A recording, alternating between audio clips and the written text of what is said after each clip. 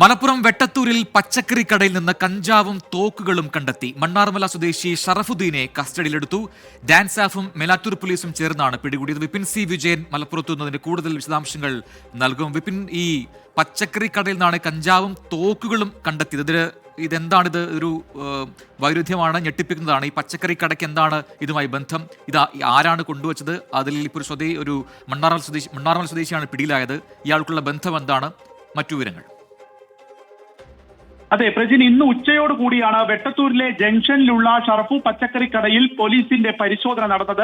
ലഭിച്ച രഹസ്യ വിവരത്തിന്റെ അടിസ്ഥാനത്തിലായിരുന്നു ഡാൻസാഫിന്റെയും മേലാറ്റൂർ പോലീസിന്റെയും പരിശോധന. ഈ പരിശോധനയിലാണ് 1.5 കിലോയോളം കഞ്ചാവ് പച്ചക്കറി കടയിൽ നിന്ന് കണ്ടെത്തിയത്.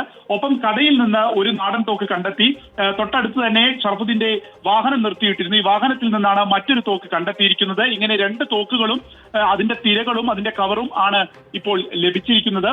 അപ്പോൾ ഈ തോക്ക് കുറച്ചായി തന്നെ കയ്യിലുണ്ട് എന്നുള്ളതാണ് മനസ്സിലാക്കാൻ സാധിക്കുന്നത്. മൃഗങ്ങളെ വെടിവെക്കുന്നതിനൊക്കെ ആയിട്ടാണ് നാടൻ തോക്കുകൾ കയ്യിൽ വെച്ചത് എന്നുള്ളതൊക്കെയാണ് ഇപ്പോൾ മൊഴിയായിട്ട് ആദ്യഘട്ടത്തിൽ പറഞ്ഞിരിക്കുന്നത്. കഞ്ചാവ് വിൽപ്പന ഉണ്ടായിരുന്നു എന്നുള്ളതും ഉണ്ട്.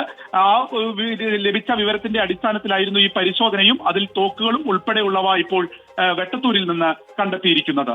കൂടുതൽ പരിശോധന വിപിൻ സി വിജയനാണ് മലപ്പുറത്തുനിന്ന് വിശദാംശങ്ങൾ നൽകിയത്.